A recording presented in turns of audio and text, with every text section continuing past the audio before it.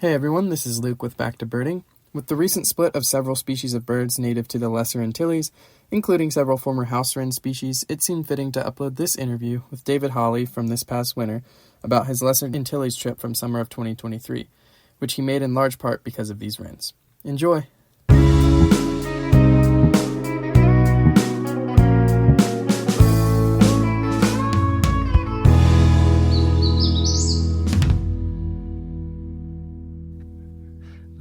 All right. Welcome back to the Back to Birding podcast. This is Patrick Higgins. And this is Luke Thompson. And for the first time, we are going to do an interview. Today we are joined by... I'm David Hollie. Happy to be here.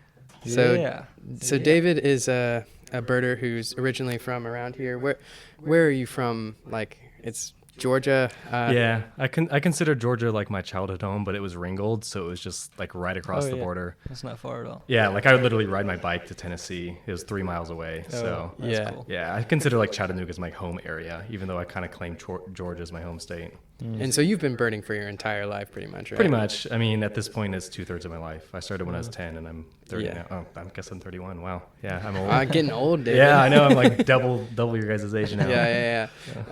I've got a brother older than you, so don't worry. Okay. All right. Yeah. You're double my age, and I have a sister who's only 2 years older, so you just feel, I mean, basically the age of my parents, right? Yeah. No.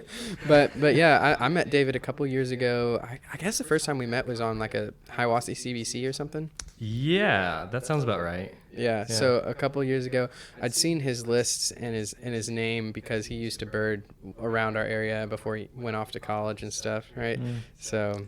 Yeah, I definitely remember that now because I remember meeting your dad and I didn't put, because I knew your name, but I didn't put together that you were Luke. But I just remember talking to your dad at the platform and then, we had a great day that day. Yeah, and I remember we like ran off to get like try for red-breasted or nuthatch, and we like sprinted like a half a mile. Speaking of, have y'all had red-breasted nuthatch like all winter? No, not here. Not even back in Johnson City before I left. Yeah, normally they come down, but I haven't like heard anybody in Tennessee. So where are you at in life right now, David? That's an excellent question. So I am in medical school. Just finished the second year, and I just took step one, and I'm awaiting those results. So I don't know if I'm still in medical school at this point. Well, good luck. Well, how did it feel? Like really, really bad. But it always does. Yeah. I'm like quite confident that I failed, but I usually feel like that, and then I don't fail. So I don't know. Well, good luck. This is the one time that is actually true, though. I failed probably. I should have known a week or two. Yeah. Well, hopefully you pass. Yeah. So good luck there. So the reason we brought David in today is this summer you had like a month off from med school, and so you looked at this a month off and you decided I'm going to do a birding trip. But tell us what trip you chose and like why, because it's pretty unorthodox. Like normally someone who has a month off and it's like I'm going to go birding would choose somewhere in the tropics that's like high diversity, so somewhere like the Andes, like Ecuador, Peru, Colombia, something like that. But instead you chose the Lesser Antilles, so tell us about that. Exactly. Okay, so I was sitting in class, so this may serve to I don't know, elaborate on why I'm feeling that I failed this step one exam. I was sitting in class, this is like, I don't know, in probably February or March of this past year, looking at where to go. And I was just like looking at different wrens, because wrens are my absolute favorite family in the world. And my life goal is to see all the wrens in the world. I was looking at wrens, and I was scrolling through House Wren for some reason, and I came across the St. Lucia subspecies of the House Wren, subspecies with big air quotes. And I was like, what the heck is this? And then I looked, and it was House Wren. And it was, because I thought it had been mislabeled as a House Wren, because there's no way that this thing is a House Wren. And so I started looking, it's like, okay, this is St. Lucia, which is in the Lesser Antilles. And then I started looking, it's like, what other House Wren subspecies are in the Lesser Antilles? Are there others other than St. Lucia? And I was looking, and turns out there are 4, at least currently in existence, because there were historically some as well. In the Lesser Antilles, there's Dominican Wren, there's St. Lucia Wren, there's Grenada Wren, and there is St. Vincent Wren. And all of them are very different from each other as well. Like, not only are they very different from the house wrens that we have here on the mainland, but they're so completely different from each other. Isn't that your picture, David? That is my photo. Yeah, It's that's yours? Patrick just pulled up. No Yeah, that's way. my photo. Yeah. That's cool. Yeah, so when I saw the St. Lucia wren is, like, for those who haven't looked at one before, they have a bright white belly and they have a gigantic long thrasher bill. So it's nothing like our house wrens. And what does a normal house wren look like for the? Yeah, normal house, like, I guess we should clarify what normal means. Like, as normal would be like, what I consider normal is like an Eastern North American house wren, which is kind of like a drab brownish on the upper parts, same brownish on the under parts, but a little bit more gray in there. Medium long bill. Yeah, some barring in the back and on the tail. Yeah, and medium short bill, like relatively long and thin, but compared to like the subspecies in St. Lucia, it has a very short bill. Yeah. But yeah, so then I have the tendency to, like, when I dive into a topic, I dive hard into it. And so as I was looking, I was like, okay, there are 4 different subspecies, well, soon to be species eventually of house wren in the Lesser Antilles. Are you hinting at some of the researchers out there that we need to do that? Exactly. Yes, because it's just a matter of somebody. So Patrick, that's you. Yeah, I guarantee if these birds were found in mainland U.S., they would have been split decades ago. But because they're in just like these under-traveled areas, they just haven't gotten much attention.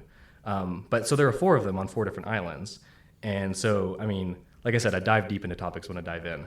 And I could have just been like, okay, I'll go to those 4 islands. But like, as I continue to look in the Lesser Antilles, more cool things started to pop up. Like, a lot of them have their own warbler species, which is the second best family in the planet. New World warblers. Yeah, right? I'm talking about Perulidae, the New World warblers. A lot of them have their own parrots. When you get far south, so as you're getting closer to South America, in Grenada and St. Vincent, they have their own tanager, which is just like, when I learned that there's a Lesser Antillean tanager, I was like mind blown. It's just really I cool. didn't even know there's is it just a Lesser Antillean tanager that's kind of like the same on multiple islands, or are there multiple? So that they're on 2 islands. They're on St. Vincent and Grenada. Each has their own subspecies. They are visually distinct. Whether or not they will be split, I'm less confident on that compared to the wrens. But I mean, honestly, for me personally, I don't care how we label them. The fact that they're like visually distinct and they're on these 2 separate islands that are really close to each other, it's just awesome. And it's just, I don't know, I absolutely love it. And so when I started uncovering all this stuff about the Lesser Antilles, I just decided to dive headfirst and go all out because I had the time. And this is probably the last time for a while that I'll have a significant chunk of time. And so I decided to go to all 10 of the islands that have birds on them in the Lesser Antilles. There are other Lesser Antillean islands that are more like, I don't know, a lot flatter, have no trees. They're basically beach tourist islands that don't really have special birds. But yeah. Decided to go to 10. Yeah. Went to 9. Exactly. Yeah. I'm sure we'll get into the chaos. Because of the chaos of so that. this was this summer, right? That was, summer of 2023. Yeah.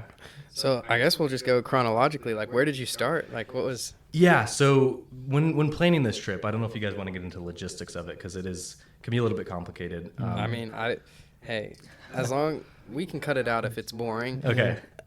I love to dive into this. Yeah, Cool. I'm sure Luke more than anybody wants to hear about this because he probably needs a lot of tips and tricks for. Yeah, I need this because I'm about to leave. Yeah, I'm hoping that somebody will be inspired to go because these islands just need more attention from birders for sure. And also, like, before we dive into this whole thing, David has a immaculate trip report, like with all the logistics and stuff, 25 pages.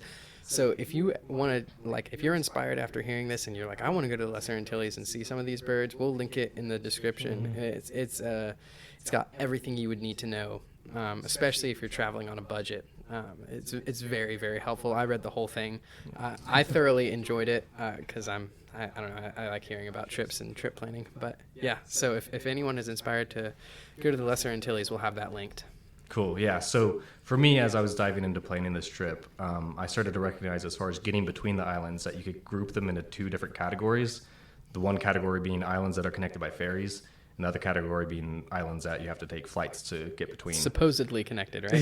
Yes, in theory. Eventually connected by flights. Whether or not it's when you're scheduled to go, who knows. But the 4 islands that are connected by ferry are, from north to south, it's Guadeloupe, Dominica, Martinique, and St. Lucia. Those 4 are connected by ferry, and then all the other islands are connected by plane, which means that there's 2 islands up north, well, I guess 3, Antigua and Barbuda, they're the same country, but then Montserrat as well, which are north of Guadeloupe, those are not connected by ferry, at least as of right now. And so that you basically, no matter what, it's going to be really difficult to do it in a perfect north to south or south to north order.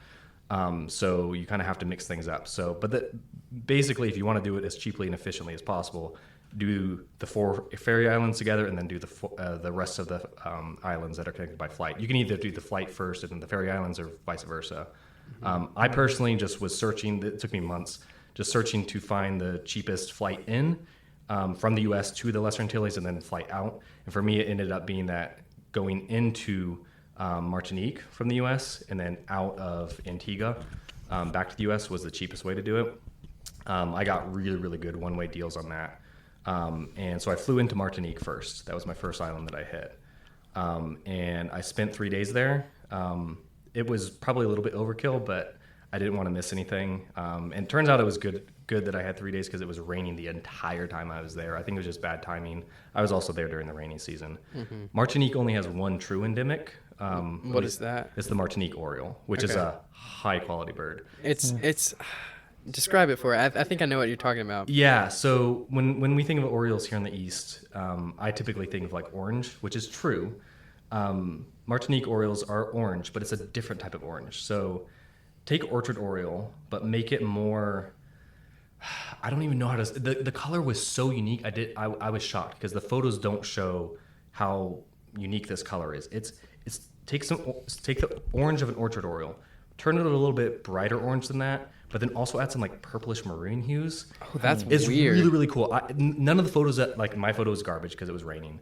All the photos that I found online, which are not very many, don't really show the true like color of this bird when you actually lay eyes on it. Can you get like vibes of the color by the photos? Yes, you can. Some of the photos that I found, I think there have been one or two more since I've been that showed a little bit more like I actually experienced it in the field.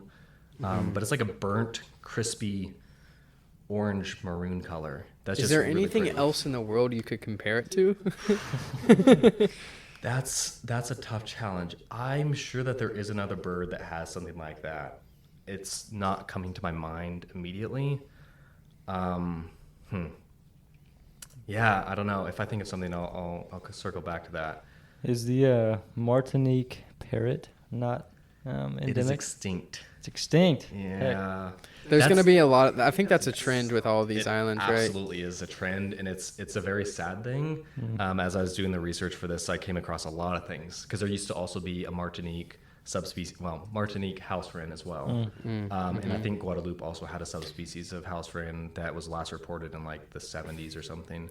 And is it human activity pretty much causing the extinctions? Human activity, yeah, and human-related things like cats, rats, those types of things have caused a lot of issues down there.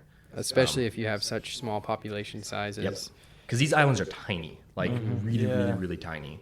Yeah, I was going to ask about the general size of the islands for people who don't know. Yeah, so I'm assuming that most of the people listening are U.S.-based or at least familiar with U.S. stuff. Yeah, so Guadeloupe, of the 10 islands that I went to, Guadeloupe is the biggest.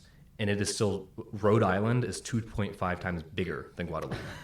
And that's the biggest of the islands. Yeah, and Rhode Island is infamously tiny. Like you can drive across it in like an hour. Yeah, it's ridiculous how small these islands are. So I looked it up, and I think Guadeloupe is roughly equivalent to the size of Hamilton County. Okay, cool. Which is the county that we're in right now. Yeah, so. Yeah, and that was the biggest of the islands. Gotcha. And Guadeloupe also didn't require much travel because basically all the birds can be seen in one national park. But yeah, Guadeloupe comes a little bit later. Martinique, I think the other thing I want to note about Martinique is the white-breasted thrasher, which could be a split. I don't know. I don't really care because it's found on two islands, Martinique and St. Lucia. And the two different subspecies on those, or one for each island, are quite different. I didn't recognize how different they were just by looking on eBird, but when I actually got there and saw them and laid eyes on them, they're very, very different visually. So what is a white-breasted thrasher like? So let's dive into this. White-breasted thrasher, they behave pretty much like you would expect a thrasher to behave. Kind of skulky a little bit, pretty much on the ground. They also, the St. Lucia ones, at least in my brief experience with them, spend a lot of time in the trees, which I never, like high up, like, 20 really? feet up. which I never saw the Martinique birds doing that. I don't know if that was just a coincidence. And these are thrashers that are closely related to like our brown thrasher here. I don't know taxonomically how closely related they are. They're definitely in the same family. They're mimics. I just pulled it up and it looks just like a cuckoo. Yeah, I mean, just like a black-billed cuckoo. It's not too far off. It does have a little bit of cuckoo vibes. That's really funny. Because they are very clean white down below, and very, very dark above. And that was the thing that struck me about the St. Lucia versus the Martinique birds. The Martinique birds were very gray and brown above, whereas the St. Lucia birds were it was like black and white. It was like tuxedo looking, versus I never got that vibe from the Martinique birds. Okay. And Martinique birds, the national park there that you can see them at, it's French, so I'll probably butcher it. I think it's La Caravelle. The French are going to come for you, David. Yeah, I know. I felt really bad when I was in Martinique. Oh, yeah, that's another distinction of the island. So Martinique and Guadeloupe are both French territories.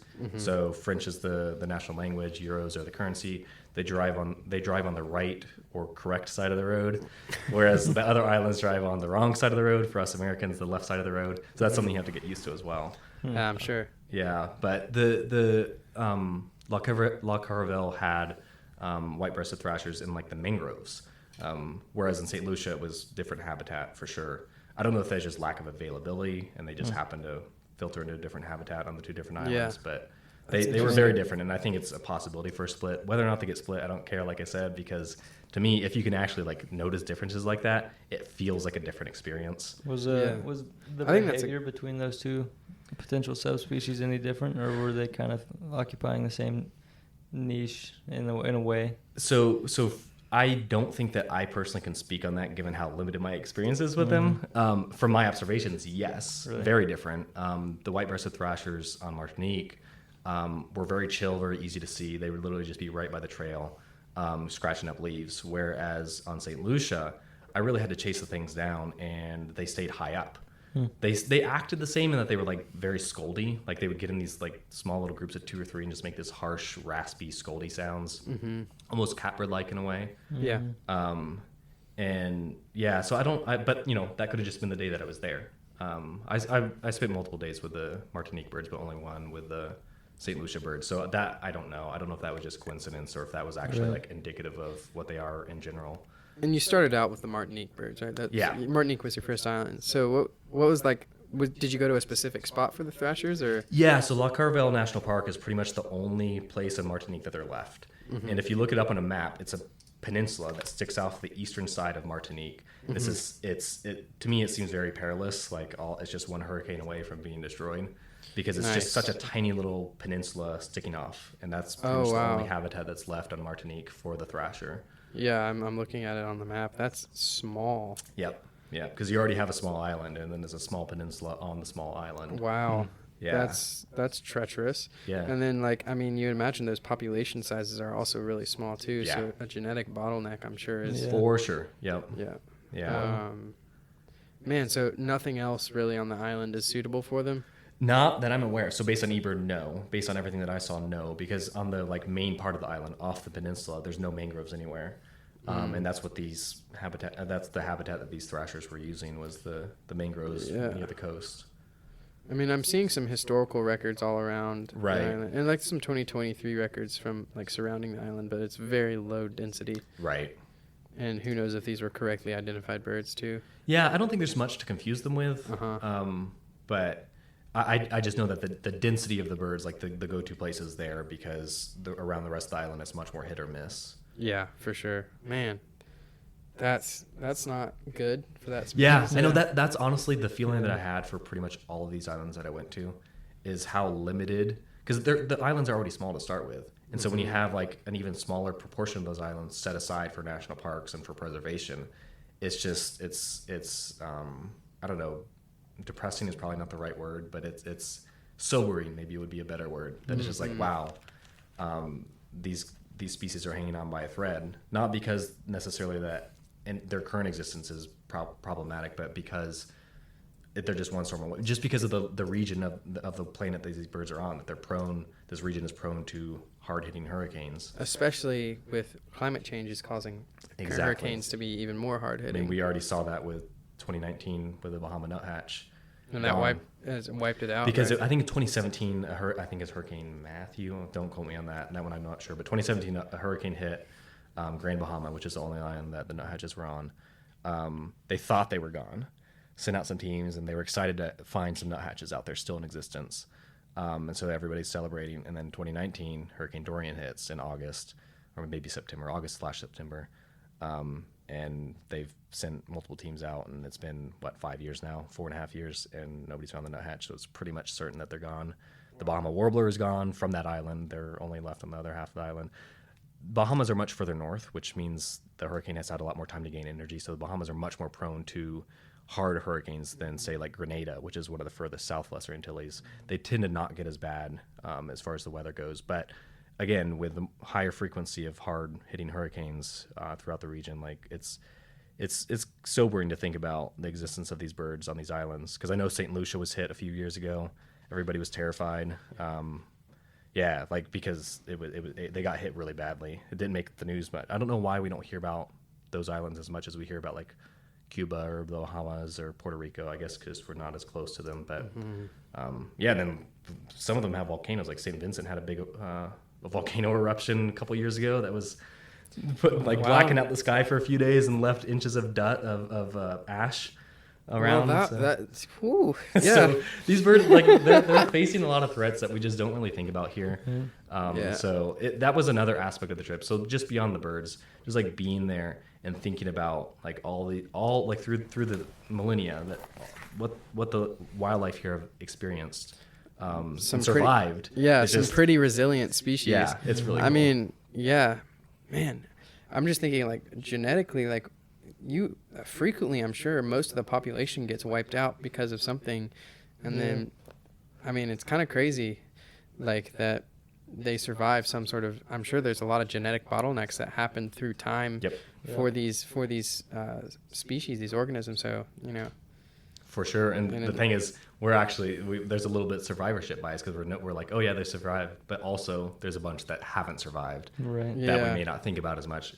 Some of them that we do know exists because there's records of them like the 1800s or early 1900s. Yeah. But then I'm sure there's probably dozens of species of birds that throughout the past, tens of thousands of years were there, but we didn't know that they were there because a lot of times if they're small birds, like first of all, fossils are pretty rare to start with, but then if you have like a small bird, the chance of finding that fossilized small bird is minuscule. So there may not be there, even if there are fossil records of crazy, maybe St. Vincent had its own warbler that was similar to like the St. Lucia warbler, and then we just never knew because maybe it went extinct 20,000 years ago when a volcano erupted or something. Yeah, I think it's interesting that you look at like some of these islands. It seems like some of them have like their own warbler and stuff, or like it's interesting that only a couple have like their own of one thing. Yeah. But there's a lot of them that have their own of like three or more things, and I wonder if it's something like you were saying in the past they would have had all of those, but over time.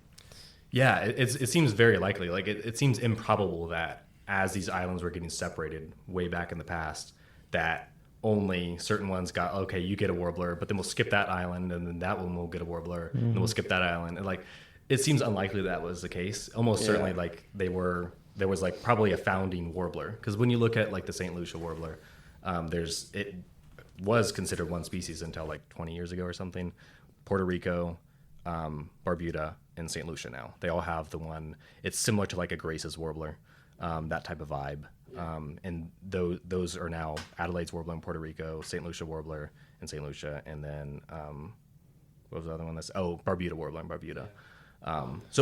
My assumption, and I'm doing this purely on speculation. I haven't looked at any. Purely off vibes. Right? Yeah, exactly. Purely off vibes. That's how you got to function in life. All of the islands had this founding population of a Barbuda, Adelaide's, St. Lucia warbler thing. Yeah, like common ancestor to that. Yeah. And then over the past millennia, they've gotten filtered out. They've speciated. The three that are still in existence have speciated. There's probably some speciation going on the other islands, and they're probably just not there anymore.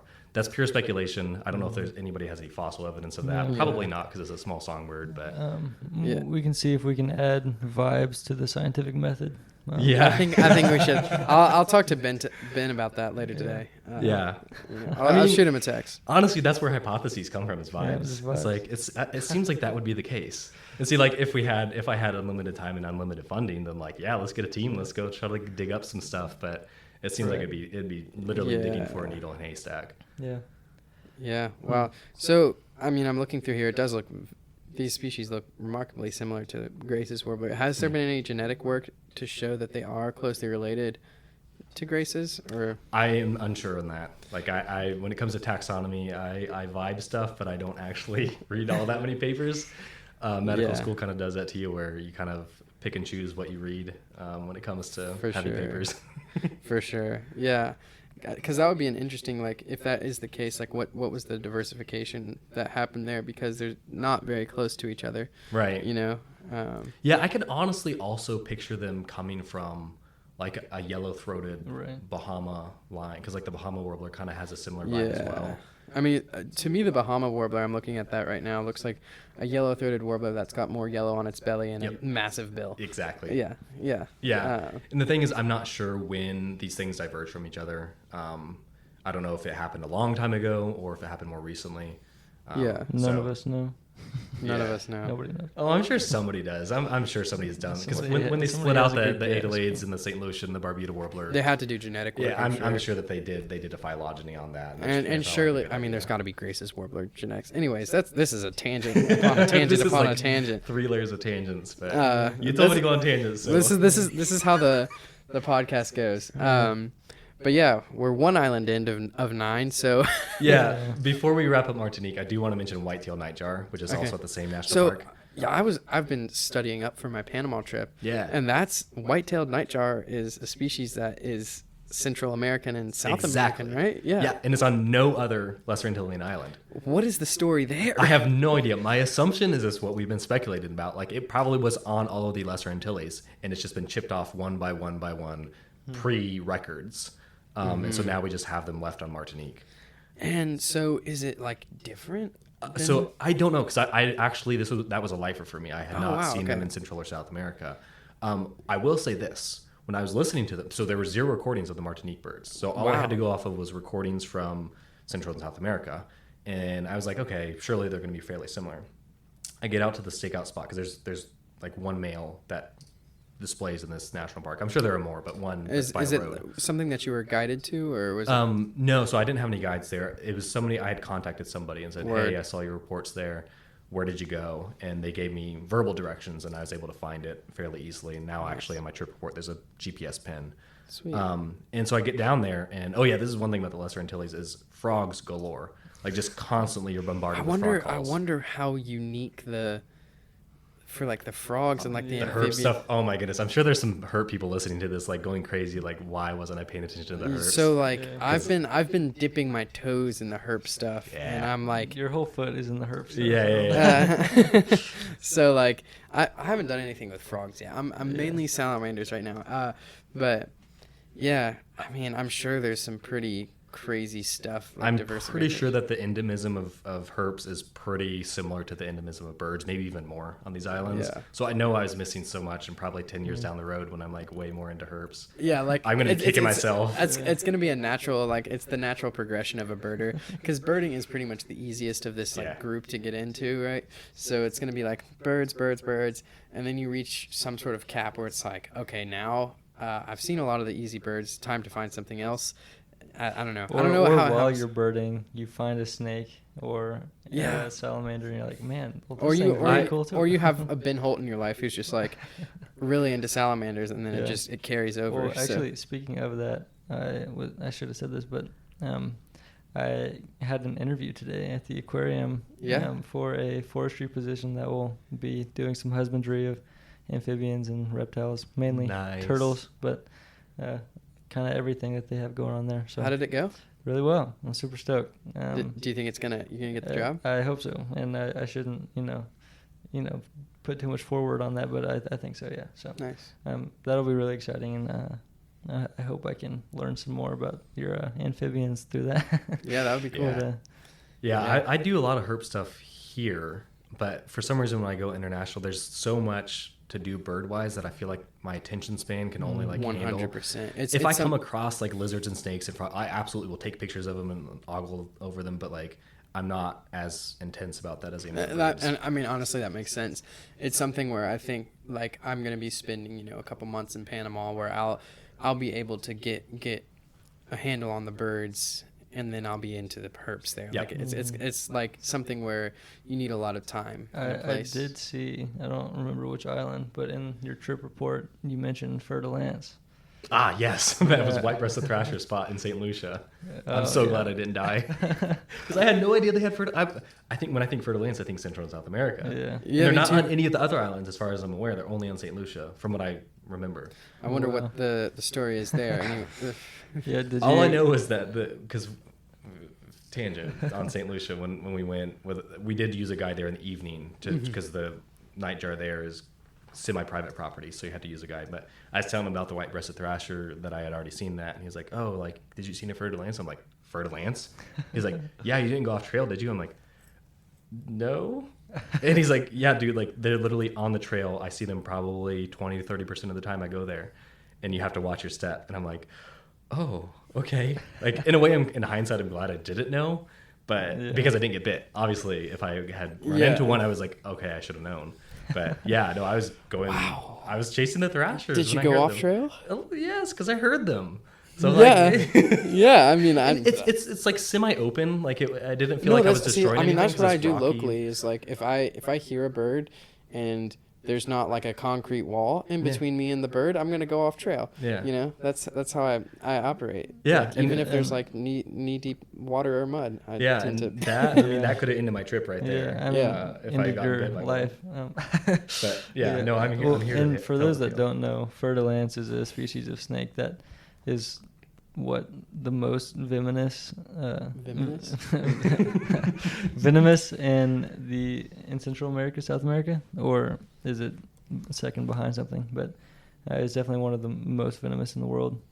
Yeah, nasty bites. Yeah, I would have loved to see one. I would not have loved to been bit by one, but I would have loved to see one. There's definitely fer-de-lance where I'm going in Panama because there's pictures on the that people have gotten of them. So on the river that's like outside the dude's house. So gotta watch my step and pray to see one. See one. Appreciate them, respect them. But let's hope that you don't get too close. Wow. Okay. Yeah. Okay. Where were we before? We were talking about frogs because the cacophony of frogs. And then we were that was a tangent on a white-tailed nightjar. Yes, exactly. So everywhere you go, day and night, there's always frogs calling, but especially like at dusk and dawn, like they really go crazy. And so this is dusk when the nightjar is getting ready to start calling, and I'm listening because I prepped. I'd listened to the white-tailed nightjars on Merlin and on eBird and stuff. And like I said, they're all Central South American recordings. There's no recordings from Martinique. And I'm like, I don't hear anything. And then all of a sudden, out of the cacophony of frogs, like I heard a different sound. I'm like, oh, that kind of sounds like a black phoebe. And I was like, there's no way that's the nightjar, right? And like, because I listened to it again, I pulled up my phone, listened to it. I was like, yeah, that's not the nightjar. Now all of a sudden, I see something. It moved, like something flew down, and then I heard the call coming from there, a different location. I'm like, okay, a frog is not going to go 50 meters in like 2 seconds to start calling in a different location. So either there are two of these weird frogs, or that is the nightjar. And turns out it was the nightjar. I started walking down there, got closer, and the bird is just sitting on the ground. And it's a nightjar. Did you get audio of it? Yeah, I got audio of it. Okay, I'm gonna take a listen to. Yeah, to me it sounds like a black phoebe call. That's not my recording. No, I know. Okay, yeah, long drawn out, like a long drawn out whistle. Yeah, no, listen to the Martinique. It's like choo-doo. All right. It's not even a subspecies on eBird. No, it's not. That's wild. So I don't know if it's just a local dialect thing or if they're like so completely disconnected from the mainland population for so long that they've kind of diverged and done their own thing. But I really don't know. That. Yeah. What? It sounds like a black phoebe to me. That's so different. Yeah, it's like beep beep. That's wild. Yeah.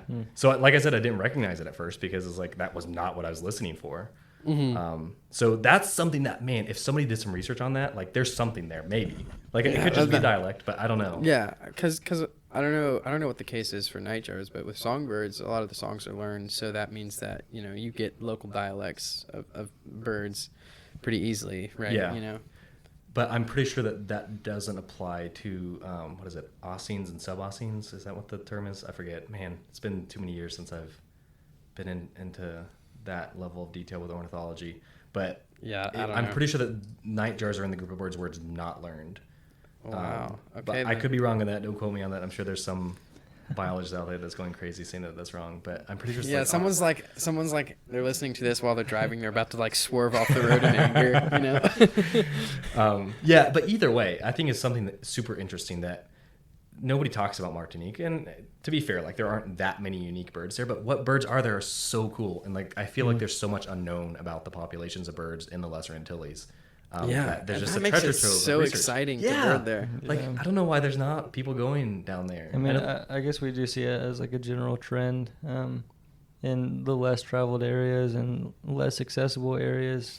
You have proportionately less research done on these species, especially the endemics. I mean, I know you even get a lot of that in a well-traveled place like Panama, but it's just hard to access a lot of the, difficult areas. So then you have all of these species that just we don't know anything about. Yeah, for sure. Like where I'm at in Panama, there is a historical record of a species called a glow-throated hummingbird. Yeah. And so, but there's no records in eBird in those mountains.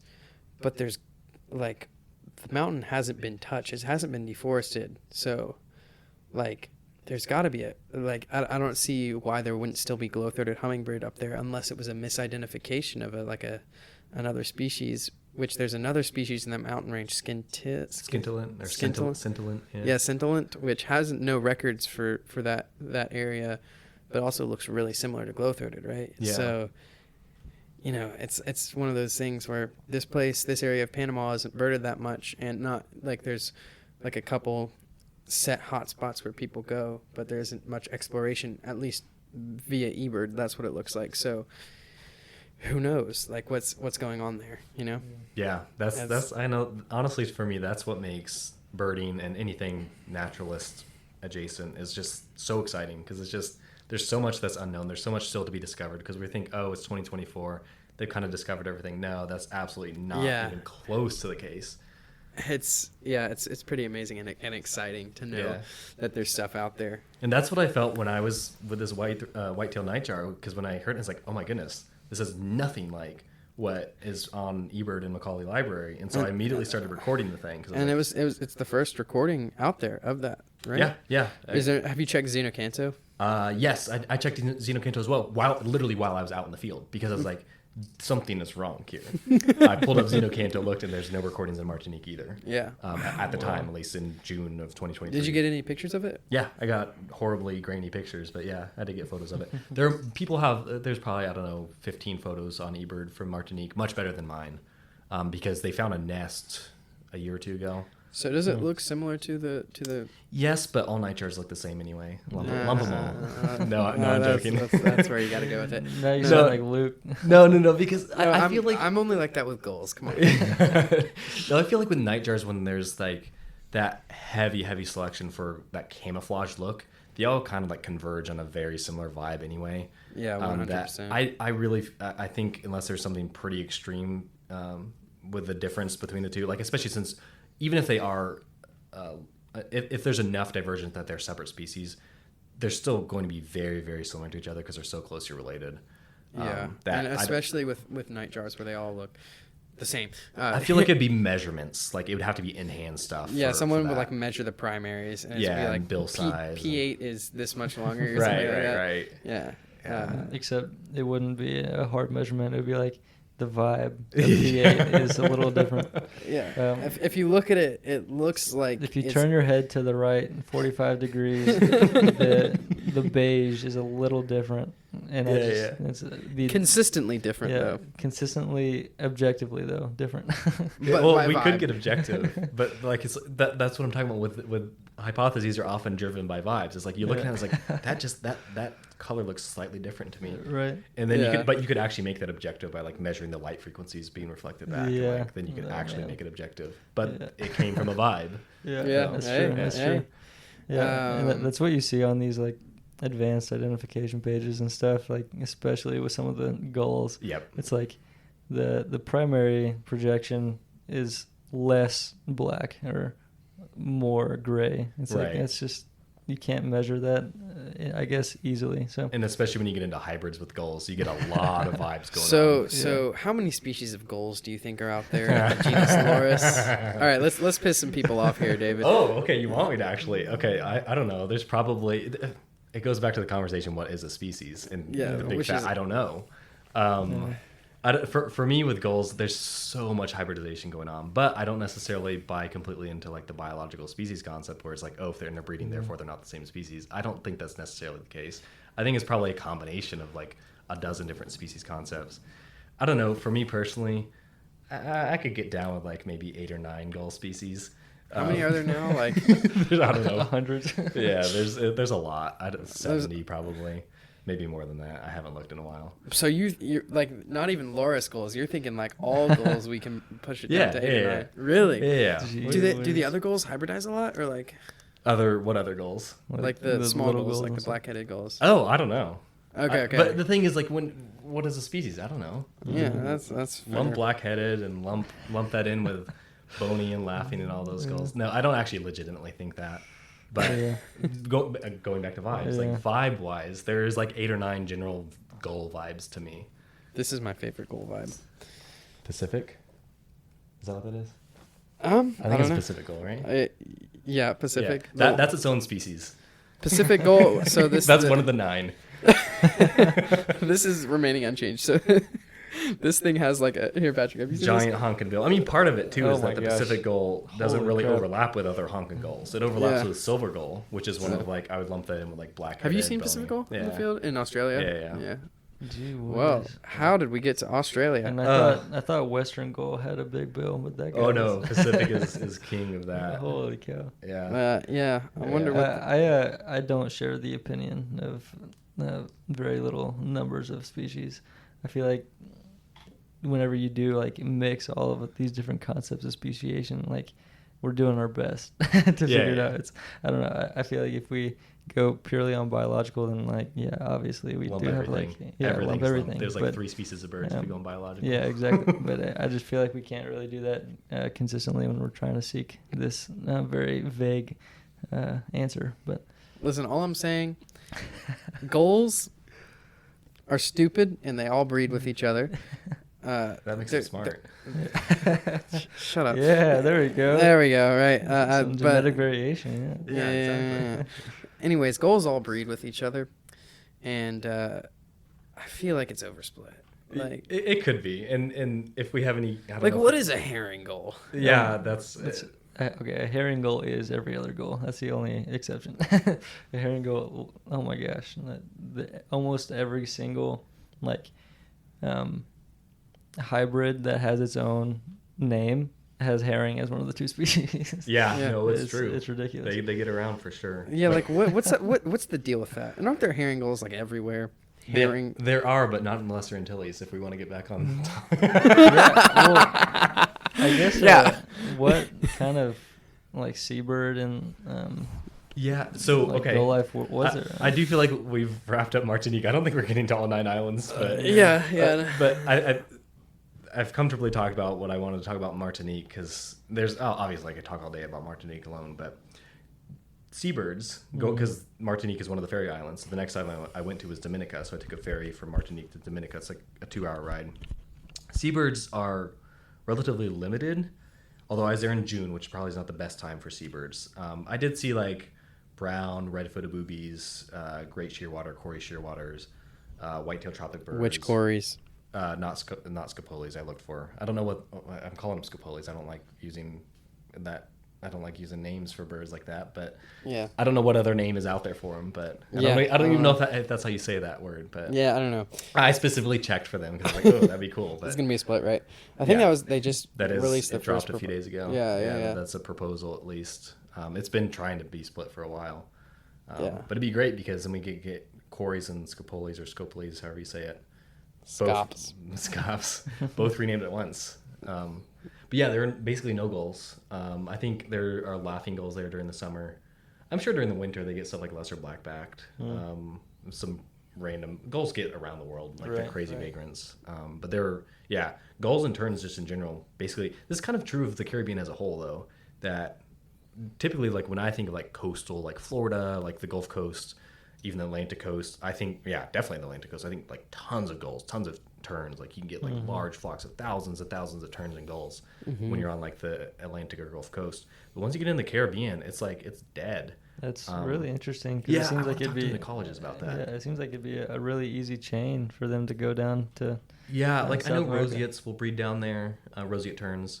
Is there not like populations of like naughties Yeah, and I was sooty gonna terns ask and about stuff? Yeah, there are, but it's in which naughties, sooty terns. Yeah, I did see sooty and bridled from the ferries, but again, like just scattered. There's not any like large groupings of these birds that will form feeding flocks or anything like that. At least that I witnessed during the summer, and it could just be a summer thing. But I've also been in the Caribbean in the winter, and that's just a general lack of gulls. Like you're doing well to get like 2 or 3 species in a day. How many species did you end up with? For the entire trip of gulls or birds? Gulls. Gulls? I'd have to look at that. I think Well, one. You what can about pull up my birds, trip just report. in general? Birds? It's been a while since I looked at it. What was my total? So your total, if we're not including any of the obvious splits that are Yeah. in the future, 111. Yeah, exactly. Which I is- knew it was just over 100. Which is wild because I've had a day here with more species than that. Yeah, exactly. That's the thing. You could literally go spend 30 minutes in Ecuador or Colombia or Venezuela, one of those like high diversity places, 30 minutes and easily kick that. Like that's the thing. Like this trip is about the quality of birds. Right. I'm not saying that the 112 species that you get in half an hour in Ecuador are not quality birds. There are tons of amazing quality birds there. But like for me personally, and this just has to do with everybody's personal wants and desires when it comes to birding. I love like the small island endemism where it's just like you have this tiny little patch of habitat and this is the only place on the planet that the bird exists. That to me just scratches a certain itch that yes, when I submit the checklist to eBird, my lifer number only goes up by 1, but it feels like it went up by 100. Like that's just for me personally. And not everybody feels that way, and like it's to each their own. But for me, I love like the small island stuff like that. Yeah, that's for super sure. interesting. That's To yeah, dive into. yeah. And then so you went to St. Lucia after that, and you got Dominica. Dominica after that. I went north. Yeah, so You, it's weird. If you were to like map out what I did like a swirl, like a swirly thing, because that's how the logistics worked out as far as the timing of the ferries, the timing of the flights, and the prices of all that. I went up to Dominica, which Dominica was probably one of my favorite islands. Probably, oh man, I can't pick a favorite, but it is way up there because they have a wren. Martinique didn't have a wren, so they have the Dominican wren, or House Wren (parentheses Dominica). In addition to that, though, they have 2 parrots. Somehow they ended up with 2. Yeah. I've heard this story. Yeah. Let's dive into the parrot story. So there's what is it? Red-necked, Red-necked, and imperial. So red-necked parrot is very similar. Like to me, when I look at them, they look like they came from like the same lineage as like the St. Lucia parrot, St. Vincent parrot. Like it makes sense. They have that same vibe. There it is again. Imperial parrot seems like it came from a completely different lineage. I would love to know like the taxonomy of that, the phylogeny of that, like how that happened on Dominica specifically. It may be similar to the thing is like where that lineage existed on all the islands and then just got whittled down. Because on Dominica, the estimated population is now like 50 imperial parrots, just in this one little tiny spot on Dominica. And boy, did they make me work for it. I know some people go there and they get them fairly quickly, fairly easily. That was not my case. I go to this place. It's called the Syndicate Trail. And it's quite a drive up there. Like it's this dinky little road that it's like a 2-track type road. And I took my tiny little economy car up there. Dude, economy cars they are amazing. Like I had a tiny little economy car on all of these islands, and these island roads can be really brutal to them sometimes, but they survived everything. I got up to this place, the Syndicate Trail. There currently, I haven't actually checked in a month or 2, but there are 3 markers on Google Maps for Syndicate Trail, and there are 2 eBird hotspot markers for Syndicate Trail. Why? I don't know. The hotspot manager down there is falling down on the job. I submitted for Google. I submitted like which ones were the wrong ones, and hopefully they have that updated eventually. So I ended up at the wrong spot, but I didn't know I was at the wrong spot. because there was a trail there, and like we're in the Lesser Antilles, like I'm on Dominica. It's one of the least visited islands down there. There's not going to be that many trails, right? Yeah, and I'm just like, yeah, like it's not going to be marked, of course not, because like nothing is marked here. Like you just kind of vibe it. Like honestly, that is the island. It's an island vibe. And so I was like wandering down this trail, getting myself soaked with the morning dew, covered in all sorts of seeds and various things. Seen tons of redneck parrots, but no imperial parrots. And I come back out of the trail. I was like, man, didn't have imperial parrot. And I was like, I'm going to continue down the road. So I continued walking down the road. And I get like, I don't know, 2 or 3 kilometers down the road. Tons of Dominican wrens. So I was happy. Tons of Dominican wrens on the road. And then all of a sudden I walk up on this small building, and it's like Syndicate Trail. I'm like, oh, oops. And so like I found the right place, but by that time it was like 10 in the morning and it was getting really hot. I went out to the overlook. It overlooks a valley, which is where the parrots fly by, and it was just dead. And so I spent a few hours there. Nothing really happened. So I went back. I was like, okay, now I know where the right spot is. And so I got up really early, so that it was probably like, I don't know, 4 in the morning when I got up, so that I could get up there, because it was like an hour drive. Because once you get off the main road, even though it's not that far, it's like 10 kilometers or something off the main road, it's just bumpy and slow. And so I got to the overlook pre-dawn, and waited there for 14 hours.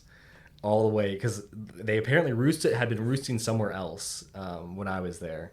But that evening at dusk, a pair of imperial parrots came in. Did you see them that evening? I did not see them that evening. I only heard them that evening. I heard where they were. They were just on the hillside over there, but I couldn't see them. And there's no physical way to get there, because there's like a giant drop-off cliff down to a river and then back up. You didn't bring like a rope to rappel down? No. I left my rope at home, unfortunately. But no, so I was like, okay, now I know where these guys are. I'm going to beat them here tomorrow morning as well. And so I got up the next morning, because I was like, okay, like I was here with them as it got dark. They did not leave. So I know that they're roosting out there on that hillside. And so I got there the next morning, pre-dawn, to make sure that they couldn't leave without me being there. And as the sun started coming up, I started hearing them calling from exactly where I left them, which is a really, like, that alone was just a magical experience, and probably one of the top, like, 3 moments of the trip that just, like, gave me chills. That, like, this species, which is literally on the brink of extinction, like, roughly 50 of them left. 50 to 100, I think, is the estimate, something like that. And like I am waking up with them. Like wow. It's just for me that's what birding is about. Those are the experiences that I really, really, really cherish. And that's something that I'm going to remember for the rest of my life, is that feeling of like waking up with this really, really cool species.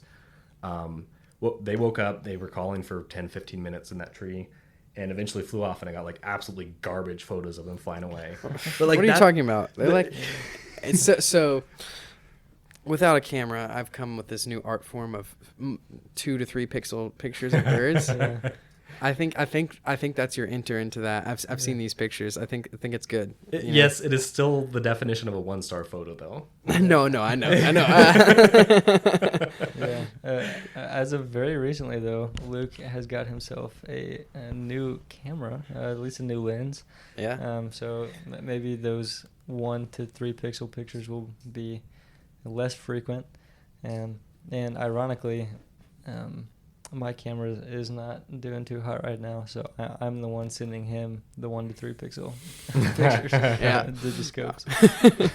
Anyways, back to the the Lesser Antilles. So you got pictures. You got to see them. Did you get a good view of them out, like as they were decently flying? As they were flying away? Then it's the type of thing where binoculars. I was like, oh, those are the imperial parrots flying away, and then like pull up the camera and snap of the bird's butt. Like it was still a ways away, so it was like, and it was so dark, so I don't know what my ISO was. It was probably like 3200 or something ridiculous. Yeah. I don't have the new fancy mirrorless cameras, so 3200 on my camera sucks. Do you have a mirrorless? No, but 3200 is too high for mine as well. Like it's just like So that's an amazing experience. Yeah, definitely top 3 moment of the trip for me. And then you got, on that island, you got the wren too. What was that wren like comparatively? So it vibes, and that seems to be the word. I like that word a lot. It's a very functional word here. It had, the vibes were much more like the mainland house wrens than any of the others, but still very different, because they have like a very, very warm cinnamon color, including on their belly. The song was very wren-like, but it was definitely completely different than house wren. Like if you were to hear that bird in Tennessee, you'd be like, what? You'd be like, that's a wren, but what is it? Yeah. So it's not at all like the house wren in the song. Okay, this does not look like a house wren. No, but compared to St. Lucia wren. Yeah, It is much more similar. similar because the bill isn't ridiculously long. It doesn't have a giant thrasher bill. It has a longer bill than our house. It does, right. But it's still proportionately smaller compared to St. Lucia wren. Yeah, St. Lucia wren just blows everything out of the water.